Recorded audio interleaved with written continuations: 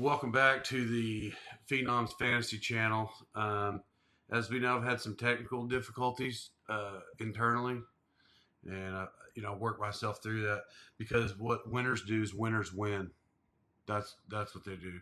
Not everybody's a winner in this league, so some of you don't even really know what that means. But winners do win. But let me get to it because it's the day of, and apparently I have to go to church according to my wife. So, I mean, I would go to church anyway. I'm just saying, like, I would finish the video first. So, DeMartiak arrest versus Tatanka Blanco. We're going to ignore last week. Let's just get right to it because these things start in about an hour and 45 minutes. Really just checking it out real fast. You're probably going to be shocked to hear this, but, as I'm looking through it, Tatanka Blanco's probably got this.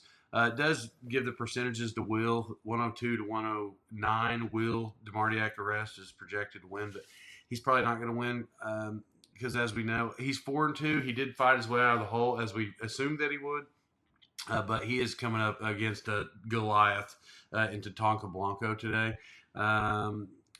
So actually, those projections are because the game already started. I don't know what it was because I was in the hospital for the pre-projections, so let me just not even go into that, only because the week's already started, so you may have a one-off and somebody has scored like 28 points and the rest of their roster sucks, so it's going to give me a projection today before the game starts that whoever's going to win. So let's see, that's it, no more stuttering. Tatanka Blanco wins this by about 12. Josh Allen lights it up today. Jaden Daniels, his rookie successes, he's going to falter today. Everybody knows it. He's going against Carolina, the buzzsaw on the East Coast. So, DeMartiak arrest, you're going to lose by about 12. Let's see, Rusty Buckets versus Downtown. Now, historically, I don't need to say it every week, but, Rusty could be better. Downtown St. Brown, though he had a remarkable season last year, he could definitely be better this year. And you got these two. So I'll give you an example. It shows Downtown St. Brown. He's up 32 points because the Broncos defense, which is his favorite team, so it's a good play. Not sure why it's his favorite team. I know the Bronco flag that used to hang outside of his house would lead me to believe that maybe their defense wouldn't be that good, or maybe D doesn't stand for defense. And Rusty Buckets, you haven't had a guy play this week, so nobody's nervous about that. Rusty takes this one this week, and it's not even going to be close. Rusty, big time. I know you're 1-5 on the season and barely shit that one out, but this is your week. I feel like I already made the prediction, so I got to roll with it, no matter who's got other things in their head right now. Rebuilding season versus mixing the sauce. Mixing the sauce here. Oh, this is a 3-3 matchup.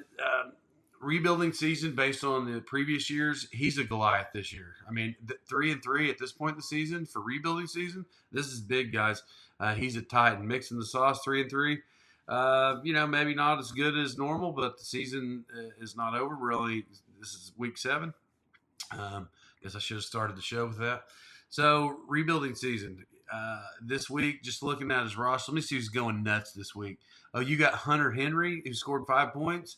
Oh, that's going on right now. Apparently, there's a game right now. Okay, my bad. Hunter Henry's going nuts. That's going to be the deciding factor for rebuilding season.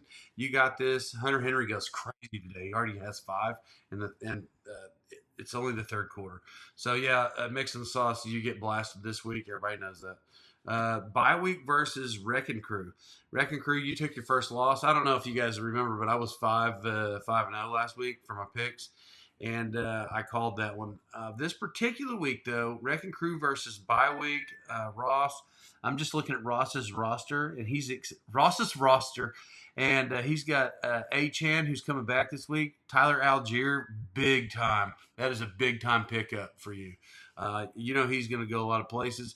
The projections show Cody to win this. Neither of you have scored a point yet. Nobody's played. So I'm going with the projections this week. Cody wins this one by, I'm going to go, he's playing Ross, probably by 25. Projection 6, but I'm going that. Red Nuts versus Willie Nelson. This particular one, Red Nuts, it shows the projections 100. Willie Nelson, it shows you at 78. I was going to say, is that the pre week, but that's not true because you've already had Alvin Kamara who's played this game. So Willie Nelson, Alvin Kamara, not good. I picked Red Nuts before the week started. I just had to put this to video. Red Nuts, I know you're not good at fantasy. This is one of the biggest weeks of your life or seasons of your life. At 6-1, you go 7-1. It's going to be crazy. Cody goes 7-1. Just recapping, Mitchell. You're gonna get on the winning side again. Mitchell's gonna be 4-3 this week. Rusty, you're gonna get your second week of the year. You're gonna get your second win of the year. And yeah, listen, guys, you can't rush me with this. I feel rushed. I gotta go to church, and it's gotta get out for the game starts. Phenom Fantasy champs, tell your friends. And I was in the hospital, but unlike what some people would say, because I've been married 20 years, but I didn't know if I had something from dating Cody's mom, 23 years ago. Maybe I didn't, but maybe I did. And I went to the doctor, the hospital, and they were like, "No, you're good." So, and now I need to apologize because she's a saint. Your mom's a saint. That's really all I got. Week 7 of Phenom Fantasy. Thank you for tuning in, everybody, and I'll talk to you later.